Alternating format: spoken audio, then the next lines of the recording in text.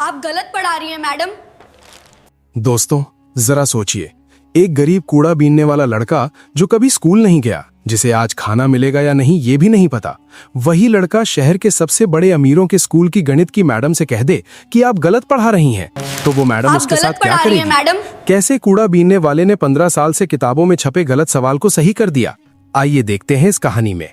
सुबह के 8 बज रहे थे। शहर के सबसे बड़े और महंगे school royal heritage international school का गेट खुल चुका था। ये वो स्कूल था जहां सिर्फ अमीरों के बच्चे पढ़ते थे। यहाँ की 1 साल की फीस इतनी थी कि एक गरीब आदमी अपनी पूरी जिंदगी मेहनत करके भी ना जोड़ पाए। गेट के बाहर बड़ी बड़ी कारों की लाइन लगी थी। बच्चे अपनी साफ सुथरी ड्रेस और चमचमाते जूते पहनकर गाड़ियों से ऐसे उतर रहे थे मानो वो पढ़ने नहीं किसी फैशन शो में आए हों। उनके ठाट बाट देखकर ही पता चलता था कि वो कितने बड़े घरों से हैं। लेकिन उसी चमक धमक वाली दुनिया की ठीक बाहर गेट की दीवार से सटा हुआ एक 14 साल का लड़का खड़ा था, विजय। विजय उस भीड़ में एक बदनुमा दाग जैसा लग रहा था। उसके बदन पर एक मैली कुचैली बदरंग शर्ट थी जिसके बटन टूटे हुए थे। उसके बाल उलझे हुए थे और चेहरा धूल और पसीने से सना था। उसके कंधे पर प्लास्टिक की एक भारी बोरी लटकी थी जिसमें सुबह से बीनी गई रद्दी, प्लास्टिक की बोतलें और कचरा भरा था। स्कूल के गार्ड उसे डंडे दिखाकर डरा रहे थे। बच्चे उसे देखकर नाक सिकोड़ रहे थे, लेकिन विजय को इन सब से कोई फर्क नहीं पड़ रहा था। उसकी आंखें, जिनमें एक अजीब सी चमक थी, सिर्फ एक जगह टिकी थी, ग्राउंड फ्लोर की खिड़की पर। वो खिड़की कक्षा 12वीं की थी, जहां गणित का पीरियड शुरू हो चुका था। क्लास के अंदर पिन ड्रॉप साइलेंस था। शहर की सबसे सख्त और काबिल गणित की टीचर मिसेस कविता पढ़ा रही थी। कविता मैडम के बारे में कहा जाता था कि वो गणित को पी कर बैठी हैं। उनकी क्लास में नजर इधर से उधर करने की भी किसी को इजाजत नहीं थी। बोर्ड एग्जाम सिर पर थे, इसलिए माहौल बहुत तनावपूर्ण था। कविता मैडम ने ब्लैक बोर्ड पर सफेद चौक से कैलकुलस का एक बेहद पेचीदा सवाल लिखा। उन्होंने अपनी कड़क और गूंजती हुई आवाज में कहा, क्लास सब लोग ध्यान से बोर्ड पर देखो। ये मीन वैल्यू थ्योरम का सबसे मुश्किल समीकरण है। ये सवाल पिछले 15 सालों से लगातार बोर्ड एग्जाम में आ रहा है और हर बार 99% बच्चे इसे गलत करते हैं। बड़े बड़े प्रोफेसर भी इसे हल करने से कतराते हैं, इसलिए अपना एक्स्ट्रा दिमाग मत लगाना। जैसा मैंने लिखा है वैसा ही रट लो। एक भी स्टेप इधर उधर हुआ तो नंबर कट जाएंगे। पूरी क्लास डर के मारे चुप थी। 60 बच्चों की क्लास में किसी की हिम्मत नहीं थी कि मैडम से सवाल करे। कविता मैडम ने चौक से ब्लैक बोर्ड पर सवाल हल करना शुरू किया। Step 1, step 2, step 3। बाहर खड़ा विजय खिड़की की लोहे की ग्रिल को कसकर पकड़े हुए था। वो पलक झपकाए बिना बोर्ड को देख रहा था। उसके दिमाग में गणित के नंबर किसी संगीत की तरह बज रहे थे। वो भूल गया कि वो एक कूड़ा बीनने वाला है। उसे लगा वो उसी क्लास का हिस्सा है। जैसे ही कविता मैडम ने चौथी लाइन लिखी और एक माइनस का निशान लगाकर ब्रैकेट बंद किया, विजय के होंठ अपने आप फड़फड़ाए। गलत है, ये स्टेप गलत है। उसकी आवाज बहुत धीमी थी, फुसफुसाहट जैसी, लेकिन खिड़की के पास वाली बेंच पर बैठे क्लास के सबसे अमीर और बिगड़े हुए लड़के रोहन ने सुन लिया। रोहन को पढ़ाई में कोई दिलचस्पी नहीं थी। उसका ध्यान वैसे भी बाहर ही था। उसने जैसे ही विजय को देखा, उसके चेहरे पर एक शरारती मुस्कान आ गई। रोहन ने मौका देखकर जोर से चिल्लाया, oh my God, madam madam, देखिए बाहर कौन खड़ा है। वो कचरा वाला हमें घूर रहा है। छी, कितनी गंदी बदबू आ रही है इसकी तरफ से। मेरा तो दम घुट रहा है। इसे भगाओ यहाँ से। दोस्तों, कहानी में आगे क्या हुआ ये जानने से पहले अगर आप ऐसी ही दिल को छू लेने वाली कहानियां सुनना पसंद करते हैं तो अभी हमारे चैनल को सब्सक्राइब कर लें ताकि कोई भी नई कहानी आपसे मिस ना हो। रोहन की आवाज सुनकर पूरी क्लास का ध्यान खिड़की पर गया। बच्चे विजय को देखकर हंसने लगे। अरे, ये तो वही है जो नाली साफ करता है, कोई बोला। कविता मैडम का लिखना रुक गया। चौक की खट आवाज बंद हो गई। उनका गुस्सा 7वें आसमान पर पहुंच गया। पढ़ाई के बीच में रुकावट उन्हें बर्दाश्त नहीं थी। वो तेज कदमों से खिड़की के पास आईं और उसे जोर से खोला। कविता मैडम में विजय को घूरते हुए दहाड़ लगाई। ए लड़के, तेरी हिम्मत कैसे हुई यहाँ खड़े होने की? ये रॉयल हेरिटेज स्कूल है, कोई रेलवे स्टेशन नहीं। चल भाग यहाँ से। तुझे शर्म नहीं आती अमीर बच्चों को घूरते हुए? अगर 1 मिनट और यहाँ दिखा तो गार्ड को बुलाकर पुलिस के हवाले कर दूंगी। विजय बुरी तरह कांप गया। उसकी आंखों में वो सदियों पुराना डर लौट आया। गरीब होने का डर, छोटा होने का डर। वो अपनी भारी बोरी को कंधे पर संभालते हुए मुड़ा। उसके कदम भारी हो गए थे, लेकिन तभी उसका गणित प्रेम उसके डर पर भारी पड़ गया। उसे लगा अगर आज वो चुप रहा तो गणित हार जाएगा। उसने अपनी फटी हुई जेब को कसकर भींचा, पीछे मुड़ा और कांपती हुई लेकिन साफ आवाज में बोला, माफ करना मैडम, मैं तो बस देख रहा था, मुझे कुछ नहीं चाहिए। लेकिन वो जो आपने चौथी लाइन लिखी है ना, वो गलत है मैडम। किताब में वो फॉर्मूला गलत छपा है। अगर आप वैसे हल करेंगी तो जवाब कभी 0 नहीं आएगा। क्लास में ऐसा सन्नाटा छा गया जैसे किसी ने सबकी आवाज छीन ली हो। लड़कियों ने मुंह पर हाथ रख लिया। रोहन और उसके दोस्तों का मुंह खुला का खुला रह गया। एक कूड़ा बीनने वाला जिसके खुद के खाने का ठिकाना नहीं, वो शहर की सबसे बड़ी और विद्वान टीचर को गलती बता रहा था। कविता मैडम का चेहरा गुस्से से लाल नहीं बल्कि सफेद पड़ गया। ये उनके 20 साल के टीचिंग करियर की सबसे बड़ी बेइज्जती थी। उन्होंने क्लास का दरवाजा खोला, बाहर लपकी और विजय का कॉलर पकड़कर उसे घसीटते हुए क्लास के अंदर ले आई। छोड़िए मैडम, मेरी बोरी गिर जाएगी, विजय गिड़गिड़ाहा, लेकिन मैडम ने नहीं सुना। कविता मैडम ने उसे धक्के के साथ ब्लैक बोर्ड के ठीक सामने खड़ा कर दिया।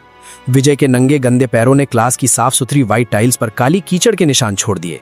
क्लास के बच्चे ऐसे देख रहे थे जैसे कोई जानवर क्लास में घुसाया हो। कुछ लड़कियों ने तो अपनी नाक पर रुमाल रख लिया। कविता मैडम ने उसकी आंखों में आंखें डालकर बेहद गुस्से में कांपती हुई आवाज में कहा, तू 2 टके का अनपढ़ जाहिल मुझे सिखाएगा? तुझे पता है मैं कौन हूं? मैं गोल्ड मेडलिस्ट हूं। पिछले 20 साल से गणित पढ़ा रही हूं और ये सवाल 15 साल से किताब में है। बड़े बड़े विदेशी लेखकों ने इसे लिखा है और तू जो कचरे में सड़ा खाना ढूंढता है, तू कहेगा कि ये गलत है? तेरी औकात क्या है? रोहन पीछे से हंसा। मैम, इसे तो 2+2 भी नहीं आता होगा, बस ड्रामा कर रहा है, मजे लेते हैं इसके, इसे सॉल्व करने दीजिए। कविता मैडम ने टेबल से एक चौक उठाया और विजय के मुंह पर मारकर फेंका। पकड़ चौक, मैडम चिल्लाई। अगर तुझे इतना ही पता है तो इसे सही करके दिखा, लेकिन याद रखना, अगर तूने गलत किया या मेरा 1 मिनट भी बर्बाद किया तो कसम है मुझे स्कूल के नियमों की, तुझे इतना मरवाऊंगी कि तू अपने पैरों पर चलकर घर नहीं पहुंचेगा और तेरी ये बोरी भी जला दूंगी। कर सॉल्व। विजय की सांसें फूल रही थीं, उसका दिल जोर जोर से धड़क रहा था। पूरी त्रास उसे घूर रही थी, कुछ नफरत से, कुछ मजाक से। उसने झुककर कांपते हाथों से वो सफेद चौक उठाया। चौक उसके हाथ में आते ही उसे अपनी माँ सावित्री की याद आ गई। माँ जो दूसरों के जूठे बर्तन मांजती थी, लेकिन रात को मोमबत्ती की रोशनी में विजय को गणित सिखाती थी। माँ के शब्द उसके कानों में गूंज उठे, बेटा विजय, दुनिया इंसान के कपड़े देखती है, लेकिन भगवान उसकी नीयत देखता है। और याद रखना, गणित कभी झूठ नहीं बोलता। ये अमीरों की जागीर नहीं। जिस दिन तू सही हो उस दिन किसी राजा से भी मत डरना। विजय की आंखों से एक आंसू टपका। उसने अपनी मुट्ठी भींची, चौक को बोर्ड पर रखा। उसका हाथ कांप रहा था, लेकिन जैसे ही चौक बोर्ड से स्पर्श हुआ उसका डर गायब हो गया। अब वो कूड़ा बीनने वाला विजय नहीं था, अब वो एक जीनियस था। उसने बिना कुछ बोले कविता मैडम का लिखा हुआ आधा सवाल मिटा दिया। क्लास में हॉं की आवाज आई। विजय ने लिखना शुरू किया। दोस्तों, कहानी में आगे क्या हुआ ये जानने से पहले अगर आपने अभी तक सब्सक्राइब नहीं किया है तो कर लो। विजय का हाथ अब मशीन की तरह चल रहा था। खट खट खट, चौक की आवाज क्लास में गूंजने लगी। पहली लाइन, उसने समीकरण का आधार ही बदल दिया। दूसरी लाइन, कविता मैडम की त्योरियां चढ़ गईं, उनकी आंखें सिकुड़ गईं, वो ध्यान से देखने लगीं। तीसरी लाइन, विजय की रफ्तार अब बहुत तेज थी, उसका दिमाग कंप्यूटर से भी तेज चल रहा था। उसने 15 साल पुरानी उस गलती को पकड़ा जहां किताब में लिमिट की वैल्यू गलत दी गई थी। उसने उसे सही किया। और चौथी लाइन, उसने एक बड़ा सा बॉक्स बनाया और उसमें सही उत्तर लिख दिया। उसने चौक को टेबल पर रखा, अपनी मैली बोरी उठाई और सिर झुकाकर खड़ा हो गया। कविता मैडम पत्थर की मूरत बनकर खड़ी थी। उनकी आंखों के सामने अंधेरा छा गया। उन्होंने झपटकर अपनी टेबल से आंसर की वाली किताब उठाई, फिर एक दूसरी मोटी रेफरेंस बुक खोली। उन्होंने पन्ने पलटे, माथे का पसीना पोंछा और फिर बोर्ड को देखा। विजय सही था, 100% सही। जिस सवाल को वो, उनके साथी टीचर और पूरा देश 15 साल से गलत पढ़ रहा था, उसे कचरा बीनने वाले बच्चे ने 2 मिनट में सही कर दिया था। क्लास में अब मजाक नहीं उड़ रहा था। सन्नाटा इतना गहरा था कि अगर सुई भी गिरती तो बम जैसी आवाज करती। रोहन जो सबसे ज्यादा हंस रहा था, उसका मुंह खुला का खुला रह गया। कविता मैडम धीरे धीरे विजय की तरफ मुड़ी। उनकी कठोर आवाज जो हमेशा बच्चों को डराती थी, अब एकदम टूट चुकी थी। उनका अहंकार चूर चूर हो चुका था। उन्होंने कांपते हुए पूछा, बेटा, तुमने ये कैसे किया? ये तो MSc लेवल का लॉजिक है। तुम स्कूल क्यों नहीं जाते? विजय ने धीरे से सिर उठाया। उसकी आंखों में आंसू थे। उसने कहा, मैडम, मैं स्कूल कैसे आऊं? यहां आने के लिए फीस चाहिए, यूनिफॉर्म चाहिए, जूते चाहिए। मेरे पास तो बस ये बोरी है। मां सिखाती थी मुझे। मैडम ने पूछा, तुम्हारी मां क्या करती हैं? विजय की आवाज भर्रा गई। वो मर गई मैडम, 2 साल पहले। वो गणित की टीचर बनना चाहती थी, लेकिन गरीबी ने उन्हें मार डाला। मरते वक्त मां ने मेरा हाथ पकड़कर कहा था, बेटा, मेरे पास तुझे देने के लिए दौलत नहीं है, बस ये ज्ञान है, इसे कभी मरने मत देना। मैडम, मैं रोज कूड़ा बीनते हुए खिड़की से आपकी क्लास सुनता हूं। आज जब आपने वो गलत लिखा तो मुझे लगा अगर मैं चुप रहा तो मेरी मां का सपना टूट जाएगा। गणित गलत नहीं होना चाहिए मैडम, चाहे इंसान कितना भी गरीब हो। विजय की ये बात सुनकर क्लास की कई लड़कियों की आंखों से आंसू बह निकले। कविता मैडम को ऐसा लगा जैसे किसी ने उनके गाल पर तमाचा मारा हो। उनका शिक्षक हृदय जाग उठा, उनकी आंखों से आंसू गिरने लगे। वो आगे बढ़ीं और सबके सामने उस गंदे बच्चे के सामने घुटनों पर बैठ गईं। उन्होंने विजय के गंदे हाथों को अपने हाथों में ले लिया। बेटा, मैंने हजारों बच्चों को पढ़ाया है, लेकिन आज तुमने मुझे पढ़ा दिया, कविता मैडम रोते हुए बोली। दोस्तों, विजय की हिम्मत और उसकी मां के संस्कार देखकर अगर आपका दिल भी भर आया है तो कमेंट में जरूर बताएं कि आप ये वीडियो किस शहर या गांव से देख रहे हैं। हमें पढ़कर बहुत खुशी होगी। लेकिन कहानी अभी खत्म नहीं हुई थी। असली तूफान तो अब आने वाला था। विजय की किस्मत का फैसला होना अभी बाकी था। तभी क्लासरूम के दरवाजे पर एक भारी और कड़क आवाज गूंजी। मिसेस कविता, ये क्या तमाशा लगा रखा है? ये स्कूल के मालिक और प्रिंसिपल मिस्टर ओबेरॉय थे। वो स्कूल राउंड पर थे और क्लास में एक गंदे बदबूदार लड़के को देखकर और अपनी स्टार टीचर को उसके पैरों में बैठा देखकर उनका पारा 7वें आसमान पर चढ़ गया। मिस्टर ओबेरॉय ने नाक पर रुमाल रखते हुए चिल्लाया, छी! ये गटर का कीड़ा मेरी एलीट क्लास में क्या कर रहा है? इसे अंदर किसने आने दिया? कविता मैम, आपको पता है ना हमारे स्कूल का स्टैंडर्ड। अगर किसी पेरेंट ने देख लिया कि उनका बच्चा एक भिखारी के साथ खड़ा है तो कल स्कूल पर ताला लग जाएगा। मिस्टर ओबेरॉय ने गार्ड्स को आवाज लगाई। गार्ड, कहां मर गए सब? 2 हट्टे कट्टे सिक्योरिटी गार्ड लाठी लेकर अंदर दौड़े। पकड़ो इस लड़के को और इसे धक्के मारकर बाहर निकालो, और हां, अगर दोबारा ये स्कूल के आसपास भी दिखा तो इसकी हड्डियां तोड़ देना। विजय बुरी तरह डर गया। वही पुराना खौफ लौट आया। उसने हाथ जोड़े। मैडम, मत मारना, मैं जा रहा हूं, मुझसे गलती हो गई, मैं कभी नहीं आऊंगा। उसने अपनी बोरी को सीने से लगाया और दरवाजे की तरफ बढ़ा। उसकी चाल में इतनी बेबसी थी कि देखने वाले का कलेजा फट जाए।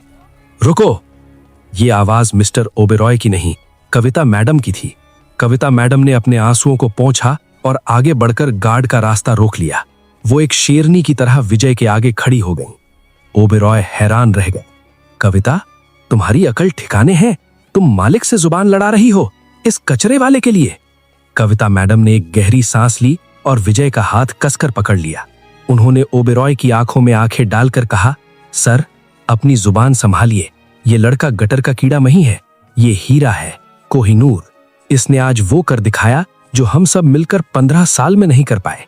इसने 12वीं के बोर्ड का गलत सवाल सही किया है। अगर ये स्कूल ऐसे टैलेंट को नहीं पहचान सकता तो ये स्कूल शिक्षा का मंदिर नहीं, एक व्यापार की दुकान है। ओबेरॉय का चेहरा गुस्से से लाल हो गया। कविता, अपनी हद में रहो। तुम एक मामूली टीचर हो। मैं तुम्हें अभी इसी वक्त नौकरी से निकाल सकता हूं। कविता मैडम ने अपना पर्स उठाया और टेबल पर पटक दिया। तो निकाल दीजिए सर, मुझे ऐसी नौकरी नहीं चाहिए जहां बच्चे का दिमाग नहीं, उसके पिता का बैंक बैलेंस देखा जाता हो। मैं आज अभी इसी वक्त इस्तीफा देती हूं। अगर ये बच्चा स्कूल से बाहर जाएगा तो मैं भी इसके साथ जाऊंगी। मैं इसे सड़क पर पढ़ाऊंगी, पेड़ के नीचे पढ़ाऊंगी, लेकिन इसके हुनर को मरने नहीं दूंगी। पूरा क्लासरूम हिल गया। किसी ने उम्मीद नहीं की थी कि सख्त मिजाज कविता मैडम एक अनजान बच्चे के लिए अपनी नौकरी कुर्बान कर देंगी। तभी गेट पर खड़े स्कूल के सबसे पुराने चपरासी दीनानाथ काका दौड़ते हुए अंदर आए। वो बुरी तरह हाँप रहे थे। उनके हाथ में एक पुराना पीला पड़ चुका लिफाफा था। मैडम, ओबेरॉय साहब, अनर्थ मत करिए, इस बच्चे को मत निकालिए। ओबेरॉय चिल्लाए। अब तुझे क्या हुआ दीनानाथ? तू क्यों बीच में बोल रहा है? दीनानाथ काका की आंखों से आंसू बह रहे थे। उन्हें वो लिफाफा कविता मैडम के हाथ में थमा दिया। मैडम, मैं इस बच्चे की माँ सावित्री बिटिया को जानता था। वो कोई मामूली औरत नहीं थी। ये देखिए उसकी मार्कशीट और ये खत। वो मरने से पहले मेरे पास रखवा गई थी। कहा था जब मेरा बेटा बड़ा हो जाए तो उसे देना, लेकिन आज सही वक्त है। कविता मैडम ने कांपते हाथों से लिफाफा खोला। अंदर एक पुरानी डिग्री थी जिस पर लिखा था Savitri Devi, gold medallist in mathematics, state university. Kavita madam के पैरों तले जमीन खिसक गई। हे भगवान, सावित्री देवी, ये तो यूनिवर्सिटी की टॉपर थी। मैंने इनकी किताबें पढ़ी हैं अपने कॉलेज के दिनों में। खत में टूटी फूटी लिखावट में लिखा था, आदरणीय दीदी, सर, मैं जानती हूं जब तक आप ये खत पढ़ेंगे मैं इस दुनिया में नहीं रहूंगी। किस्मत की मार ने मुझसे मेरा सब कुछ छीन लिया। मैंने दुनिया को गणित सिखाया, लेकिन अपनी गरीबी का हिसाब नहीं लगा पाई। हालात ने मुझे यूनिवर्सिटी की कुर्सी से उठाकर फुटपाथ की धूल में मिला दिया। लेकिन मेरा बेटा विजय, इसमें मेरा सारा ज्ञान है, मेरी सारी तपस्या है। मैं आपसे भीख मांगती हूं, इसे भिखारी मत समझना। ये वो विजय है जो एक दिन पूरी दुनिया को रोशन करेगा। इसे पढ़ने देना, बस इसे पढ़ने देना। खत पढ़कर कविता मैडम फूट फूट कर रो पड़ी। विजय भी अपनी मां का नाम सुनकर बिखर गया और जमीन पर बैठकर रोने लगा। क्लासरूम में सन्नाटा टूट गया और हर बच्चे की आंखों से आंसू बहने लगे। रोहन, जो सबसे ज्यादा नफरत करता था, उसे अपने किए पर इतना पछतावा हुआ कि वो अपनी सीट से उठा और दौड़कर विजय के पास आया। रोहन ने अपनी महंगी स्कूल ब्लेजर उतारी और विजय के गंदे कंधों पर डाल दी और हाथ जोड़कर कहा, भाई मुझे माफ कर दो, असली अमीर तुम हो, हम तो बस पैसे वाले गरीब। देखते ही देखते पूरी क्लास खड़ी हो गई। We want Vijay, we want Vijay के नारों से स्कूल की दीवारें गूंज उठीं। मिस्टर ओबेरॉय, जो घमंड में चूर थे, अब अकेले पड़ गए थे। उन्हें अपनी गलती का एहसास हुआ। समाज का दबाव, बच्चों का विद्रोह और उस मां की चिट्ठी ने उन्हें अंदर तक झकझोर दिया। उन्हें झुकना पड़ा। कविता मैडम ने विजय का हाथ ऊपर उठाया और कहा, आज से विजय कूड़ा नहीं बीनेगा। आज से ये मेरा स्टूडेंट है, मेरा बेटा है। इसकी पढ़ाई का, रहने का, खाने का सारा खर्चा मैं उठाऊंगी। विजय रोते हुए कविता मैडम के पैरों में गिर पड़ा। मैडम ने उसे उठा लिया और गले लगा लिया। उस दिन स्कूल के उस बोर्ड पर एक नया इतिहास लिखा गया। 15 साल पुरानी गलती मिटा दी गई और नए फॉर्मूले के नीचे लिखा गया, सही हल विजय, कक्षा 12वीं। विजय ने साबित कर दिया कि अगर आपके इरादे पक्के हों और मां का आशीर्वाद साथ हो तो फटी हुई बोरी से निकलकर भी आप आसमान छू सकते हैं। दोस्तों, विजय की ये कहानी हमें सिखाती है कि टैलेंट किसी महल का मोहताज नहीं होता। आज विजय को उसकी मंजिल मिल गई, लेकिन हमारे देश में आज भी न जाने कितने विजय सड़कों पर घूम रहे हैं जिन्हें सिर्फ एक मौके की तलाश है। मैं आपसे एक सवाल पूछना चाहता हूं, अगर उस दिन कविता मैडम अपनी नौकरी बचाने के लिए चुप रह जाती तो क्या विजय का भविष्य कभी बदल पाता? और अगर आप उस क्लास में होते तो क्या आप विजय के लिए आवाज उठाते? अपना जवाब कमेंट बॉक्स में लिखकर जरूर बताएं। मैं हर कमेंट पढ़ूंगा। अगर इस कहानी ने आपके दिल को छुआ है तो प्लीज हमारे चैनल को अभी सब्सक्राइब कर लें, क्योंकि हम आपके लिए ऐसी ही रोंगटे खड़े कर देने वाली कहानियां लाते रहेंगे। मिलते हैं अगली वीडियो में एक और नई कहानी के साथ। तब तक के लिए अपना ख्याल रखें। जय हिंद।